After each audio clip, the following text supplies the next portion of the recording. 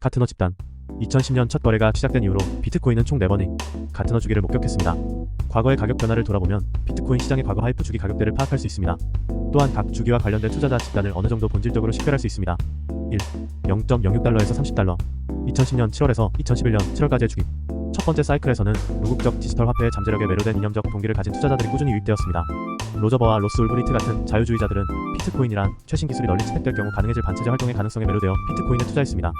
울브리트가 만든 실크로드라는 웹사이트에 비트코인과 비트코인 사용법을 다룬 글이 널리 퍼지고 불과 한 달 후 이 사이클은 절정에 달했습니다. 실크로드는 비트코인을 이용한 불법 마약 구매를 촉진했으며 디지털 화폐에 대한 초기 수요의 원천이었습니다.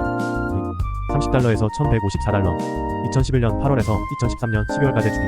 두 번째 사이클에서는 아르헨티나의 바네스 카사레스 같은 대담하고 용감한 투자자들이 등장했는데 이들은 상징적이지만 검증되지 않은 기술에 뛰어들었습니다.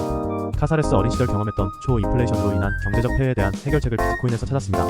총명하고 탄탄한 인맥을 자랑하는 기업가인 카사레스는 실리콘밸리에서 가장 저명한 기술자와 투자자들에게 비트코인을 전파한 것으로 알려져 있으며 이러한 방식으로 이른바 마인드 바이러스를 퍼뜨린 첫 번째 환자로 불리게 되었습니다. 마크 저커버그와 페이스북 창업 과정에서 갈등을 빚고 거액의 보상금을 받았던 윙클보스 형제도 두 번째 가대광고 사이클에 참여했습니다. 페이스북으로부터 거액의 보상금을 받은 윙클보스 형제는 이비자에서 축하 파티를 즐기던 중 우연히 비트코인 투자자였던 데이비드 아자르를 만나 새로운 투자 기회를 처음 접하게 되었습니다. 그들은 이야기를 듣자마자 흥미를 느꼈고 결국 그들의 새로운 자금을 비트코인 투자에 사용했습니다.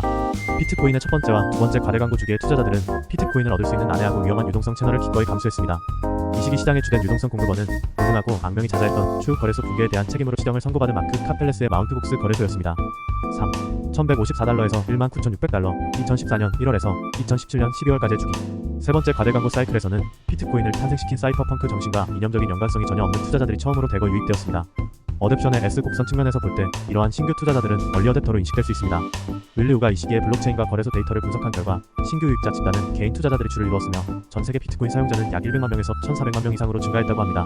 이 사이클은 시장 점유율을 놓고 비트코인에 도전하며 출시된 수많은 알트코인으로 인한 투기 과열로 끝이 났습니다.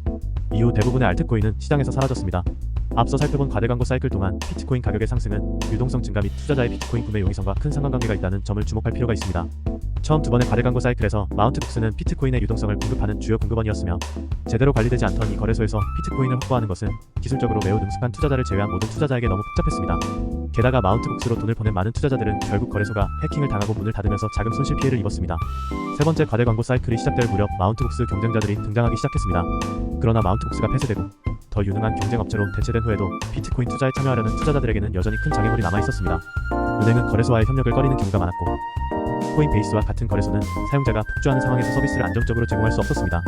새롭게 떠오르는 금융 인프라는 기껏해야 걸음마 수준이었습니다. 세 번째 가대광고 사이클이 끝나고 비트코인 가격이 2년간 소강 상태에 접어든 후에야 장외 거래 중개업체, 신뢰도가 개선된 인가된 거래소, 시카고 상품 거래소 같은 선물 시장 등 성숙하고 깊이 있는 유동성 공급원이 개발되었습니다. 2020년 네 번째 가대광고 사이클이 시작될 무렵에는 개인 및 기관 투자자가 비트코인을 구매하고 확보하는 것이 비교적 수월해졌습니다. 자, 19,600달러에서 현재까지 2018년 1월 이후 현재까지 글을 쓰는 현재 비트코인 시장은 네 번째 주요 가대광고 사이클을 겪고 있습니다. 이 주기는 마이클 케이시가 초기 다수라고 설명한 소매 및 기관 투자자들이 주도합니다. 유동성의 공급원이 다양해지고 성숙하면서 대형 기관 투자자들은 규제된 선물 시장을 통해 비트코인 거래에 참여할 수 있게 되었고 실제로 폴티 더 존스와 스탠리 드루케 밀러와 같은 저명한 자산 관리자들이 자금의 일부를 비트코인에 배분했습니다. 자산 관리 펀드와 함께 성장 기업인 테슬라, 마이크로 스트래티지 스퀘어는 기업 자산의 일부 또는 전부를 비트코인에 투자함으로써 대기업들도 비트코인에 투자할 수 있는 선례를 만들었습니다. 비트코인 시장이 성숙해짐에 따라 기관 수요가 현 가대광고 사이클에서 강력한 역할을 할 것으로 보입니다. 블록체인 분석 회사 체인널리시스 CEO는 고객들에게 다음과 같은 메시지를 보냈습니다. 데이터를 분석해보면 기관 투자자의 역할이 점점 더 확실해지고 있습니다. 법정 거래소의 투자자들이 수요를 주도하고 있으며 기관 구매자의 수요도 증가하고 있습니다. 케임브리지 대학교 대체금융센터 연구에 따르면 2020년 3분기까지 전 세계적으로 암호화폐 자산 사용자가 총 1억 100만 명에 달한다는 연구 결과가 나왔습니다. 현재 가대광고 사이클 동안 비트코인은 글로벌 어댑션 S커브의 얼리 어댑터 단계에서 얼리 메이저리티 단계로 접어들 것으로 보입니다. 규제된 선물 시장의 등장은 궁극적으로 비트코인 ETF가 탄생할 수 있는 길을 열어주며 이는 이후의 가대광고 사이클에서 레이트 메이저리티와 레거시의 시대를 열어줄 것입니다. 물론 현재 가대광고 사이클의 정확한 규모를 예측하는 것은 불가능합니다. 하지만 비트코인이 현 사이클에서 글로벌 금융 자산군의 사총격인 금의 시가 총액의 상당 부분 도달할 것이라고 추측하는 것은 합리적일 것입니다.